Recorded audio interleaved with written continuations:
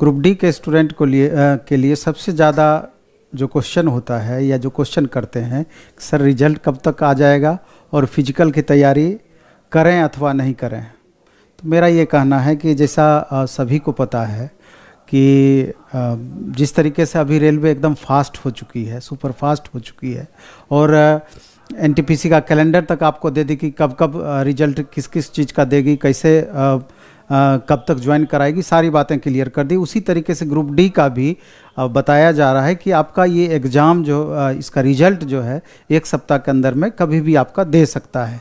यानी कि अभी लास्ट मोमेंट चल रहा है, रिजल्ट कभी भी आपको देखने को मिल सकता है। और सबसे बड़ी बात यह है कि इतने सारे वीडियोज आ रहे हैं, लगातार आप देख रहे हैं कि कट ऑफ से रिलेटेड और फिजिकल की तैयारी से रिलेटेड। तो इसमें मेरा भी ये कहना है कि इससे पहले भी हम वीडियो बनाए हैं कि एक संभावित कट ऑफ क्या होना चाहिए, और कट ऑफ जब भी बातें होती है तो कंपैरिजन हो जाता है कि जिस तरीके से 2018 में आपका एग्ज़ाम हुआ था, उसके बाद 2019 की ये वैकेंसी अभी है जिसका आगे चल कर के रिजल्ट आना है, तो एक तुलनात्मक रूप से देखा जाता है कि कट ऑफ क्या जा सकता है। तो अगर हम कंपैरिजन दोनों का करते हैं तो पाते हैं कि मूल डिफरेंस जिसके वजह से कट ऑफ प्रभावित हो सकता है वो क्या क्या है। तो आपको पता है कि 2018 में जो वैकेंसी आई थी उसमें 1,89,00,000 छात्र फॉर्म भरे थे, 1,89,00,000, जबकि इस बार आपका 1,15,00,000 बच्चे फॉर्म भरे हुए थे। दूसरा सबसे बड़ा जो अंतर रहा है कि वैकेंसी का नंबर ऑफ वैकेंसीज उस बार लगभग 63,000 के करीब था और इस बार 1,03,000 के करीब वैकेंसी है। तो समझिए कि दूना से थोड़ा सा कम है।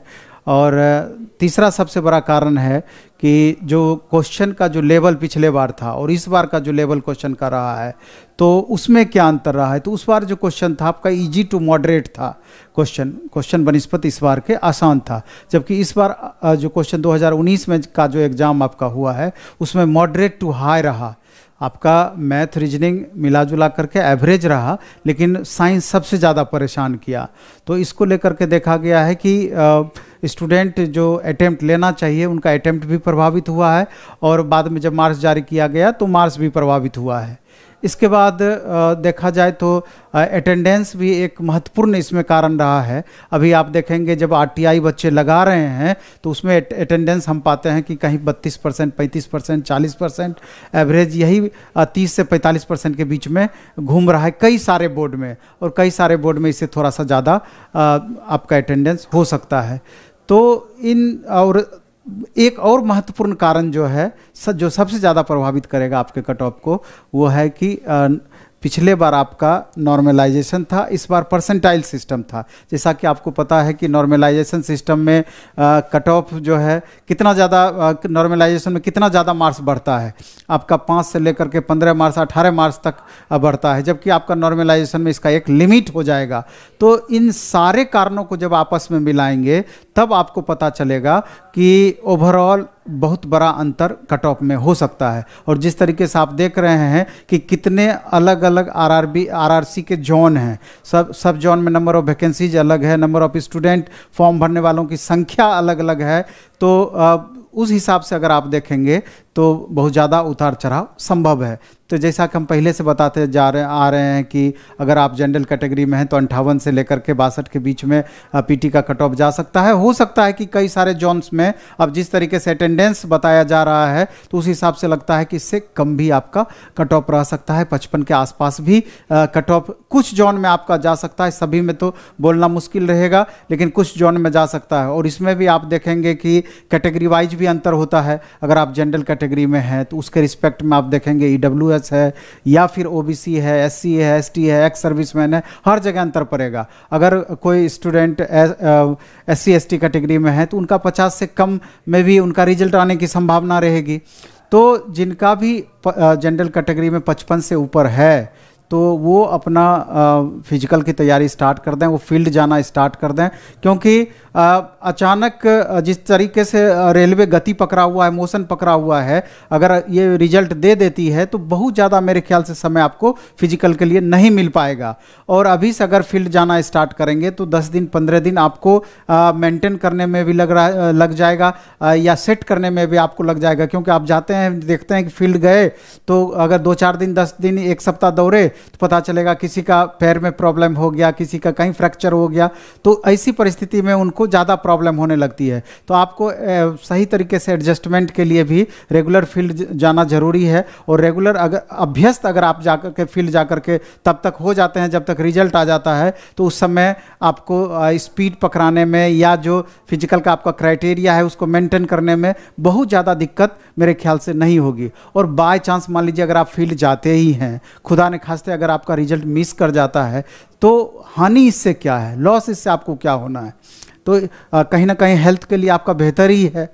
तो इन सारी पॉइंट ऑफ व्यू से भी आपको फील्ड जाना स्टार्ट कर देना चाहिए, फिजिकल की तैयारी स्टार्ट कर देनी चाहिए। एक और नीचे में हम लाइन लिखे हैं इसमें वेटिंग का मामला।